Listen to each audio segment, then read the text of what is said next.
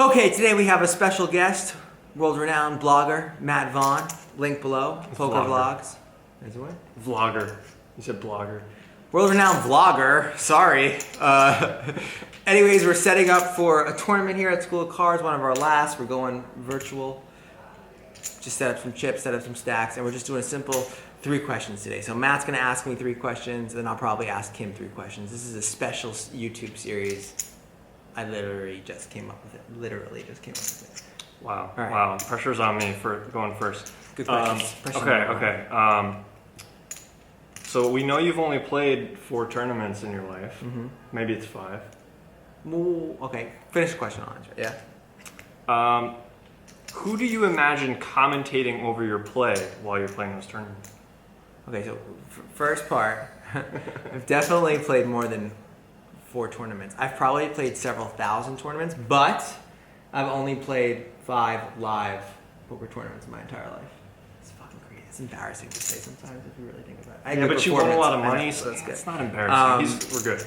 But who would I like to, or who do I see commenting? Who do you imagine, like, you know, in your head? It doesn't have to be. It could be like unwanted, you know, like an unwanted commentator. I could imagine someone incredibly technical. Like I would like an Antonio Esfandiari. Because he'd be like talking about your aura and how you sense people's aura at the table. He could probably see some of the stuff I do, but I would want somebody like really technical that would be like, well, you should never check in this spot, and then I check. Like I could see that happening to me, where like I don't do what's optimal because of some behavioral information that's in front of me, and I could be wrong in the grand scheme of poker, right? But like I do it because I think it's right for that moment. Yeah. So I could see like a lot of I don't know, who are like the quantitative commentators right now. Something like maybe Jason Somerville. Jason would be nice though. I think he would be nice. He wouldn't like tear you apart. You know? Who's more technical? I don't know. Well, most of the people who I know who do commentating are actually at least somewhat in tune with kind of like, well, they'd call it like live reads. They wouldn't kind of be. Yeah, but nobody's going to be able to see, like when you're watching commentating, you're not seeing what the other. So they're not seeing through my eyes what I'm seeing. But they at least might understand that there might be something you see. Yeah, when I shove 80 big blinds on a dry board, I don't. Yeah. All in. Like, what are you doing? To be fair, it probably doesn't matter who's commentating. They're going to call you an idiot. Yeah. And then I'll explain it in this vlog and be like, I'm not an idiot. Here's why. Boom, boom, boom, boom, boom. And then people will be like, you're still an idiot. All right. So maybe you'd like Antonio Esfandiari. Yeah, because I feel like I've seen things on like 2+2 where people are like, or other forums like, oh, he's horrible. But people understand like there's an art in commentating that you have to appeal for the masses. You can't be like, all right, so his 3-bet range is clearly only 3%.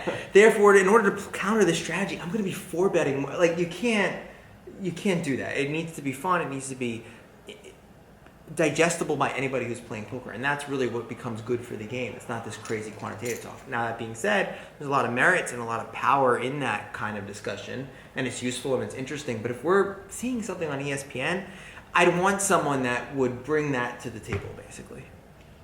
Good question. All right, what's your next one? I only had one question lined up. Let's see if I can think of one quick. You said you're not editing this. Yeah, I don't edit. They might have to wait. They're waiting. I don't edit. It takes too long. I want to ask more tournament questions, but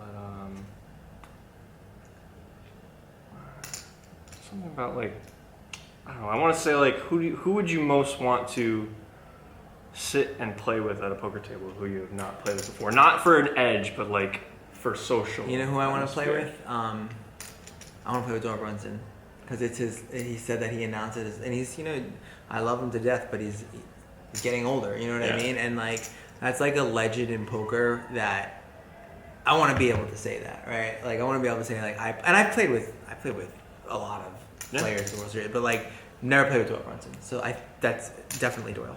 Yeah.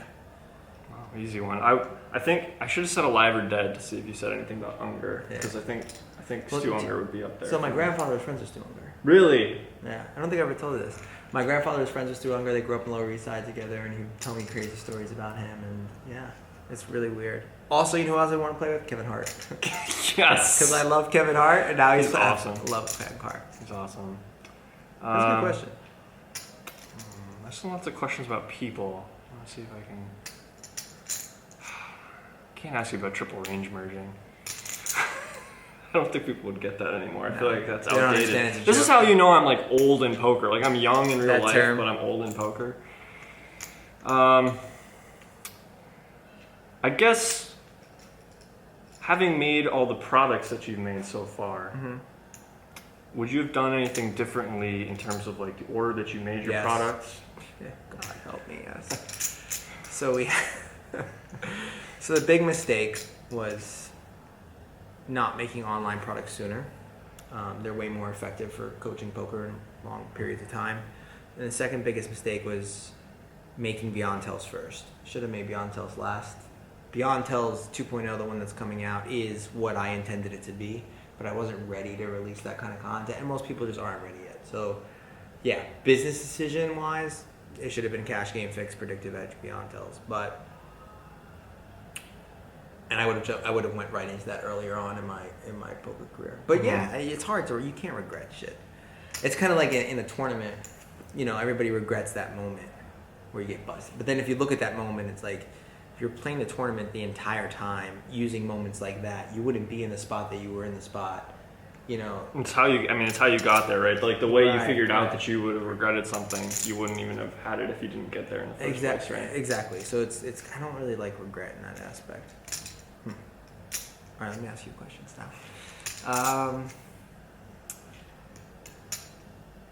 This is hard. I wasn't even prepared to ask you questions. I see. You know, this was tricky. I was trying to come up with my third question while you were answering the second question, but it didn't work. I know, because then you get into the conversation. Yeah. How long do you think you're going to be in poker for? And I mean in poker. Like right now, we're in poker. Our days are filled with it. Poker, poker right now occupies probably like 70 to 90% of my day, most days. Yeah. In some form or another. How long? It's really tough to say. I'm really engaged with it right now. I'm not sick of it at all.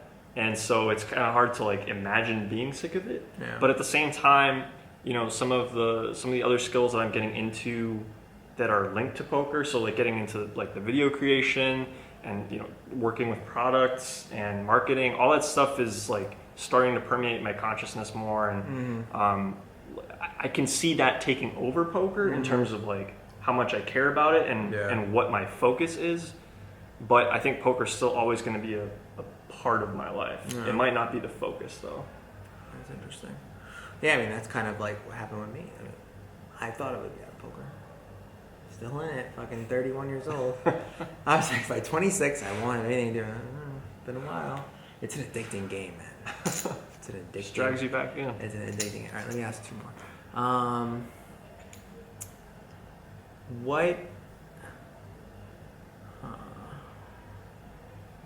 From vlogging, right?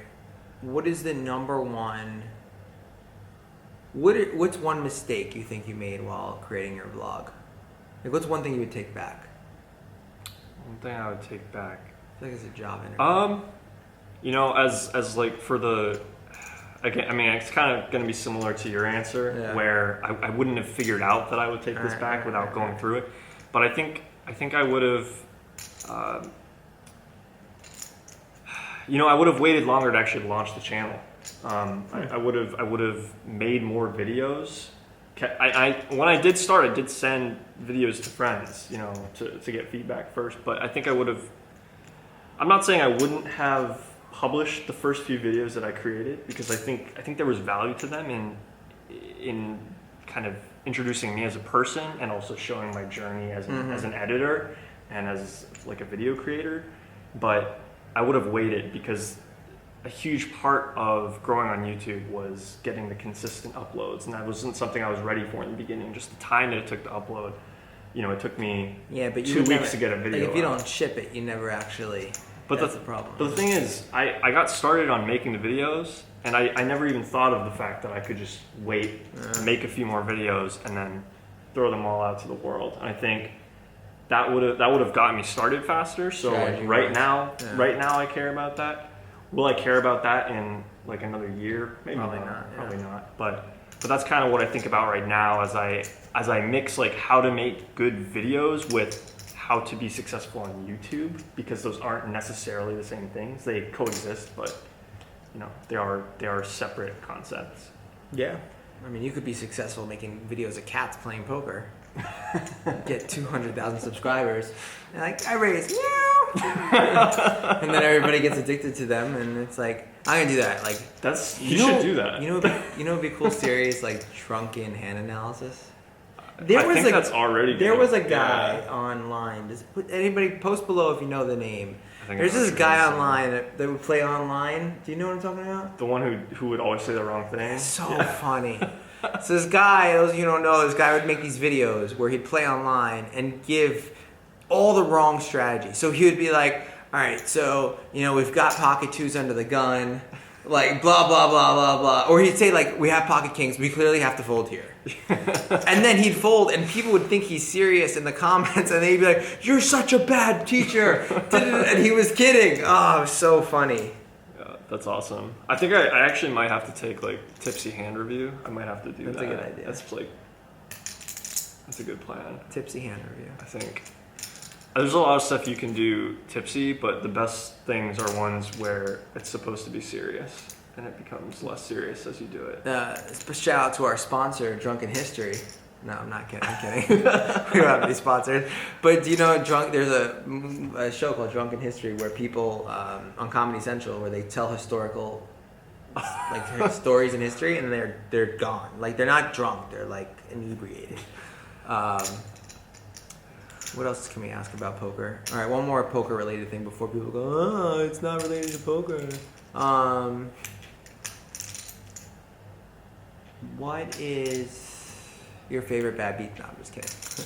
never would I ever ask. You don't that want to question. hear my fucking bad news story. It haunts me at night.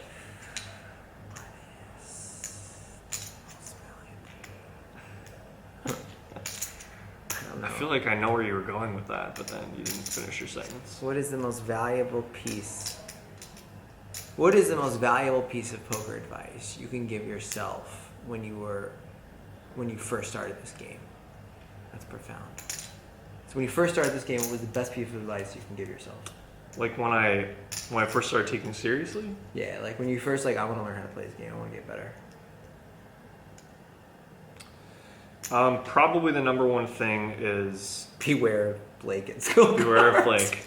No, It's gonna scare me. always have a reason for what you're doing. Every single action. Always have a why. Have a why. Yeah. I think it's something that even now I don't always have a why for what I'm doing. It's essentially talking about not autopiloting. Right, The thing is you once you learn a certain set of skills, particularly the first set of skills that you learn when you're getting started, Enough to be dangerous to you yourself. yeah, it's like just enough to be competent in that area, but then you don't develop beyond that. You develop tactics, and you have like a set way you play, and you're not necessarily thinking about why I'm doing this. And really, when you drive at why you're doing something, it forces you to think about, is this the best decision? And here's why. So I think if I'd had that thought process from the beginning, like this is a core thing that you should do all the time, it might have been more incorporated into my game by now. It's funny that you said that. My answer would be I would tell myself to slow down. Slow down, kid. And I don't think I would be stupid because I'd go back in time and tell slow down, and then younger me like, what the fuck do you mean slow down? But I was always so fast, so learn how to play, digest everything, read every book, read every forum, read every video, and I see my clients always do the same shit. I'm just slow down, take it one step at a time. And I just had so much, and that's what happens as a result of not slowing down. You have an auto series of under the gun, got to do this. In middle position, got to do this. Like back in the day, now the game has expanded, but back in the day, it's just very auto. But yeah, it was good. It was fun. All right, so comment below. Let me know if you like our random interviews. There's going to be a bunch of these at the World Series this year, so let me know if you like this one. That's about it. Anything else last minute? Check out Matt's page. What is it? Schoolcards.com. Oh, fuck. Sorry. YouTube.com/Matt Vaughan. Or you can search for Matt Vaughan Poker Vlog. On Yeah, YouTube. don't search for Matt Vaughan, right? Poker Vlog, because there's another Matt Vaughan who's a online. Don't advertise him. Gambler. We're good. Not online gambler, online Video game player. Yeah. That's about it. I'm going to win this tournament tomorrow. We'll be vlogging from it. Matt's going to vlog too. Do some tipsy hand review from it. Tipsy, yeah, we should. That's about it. Good night.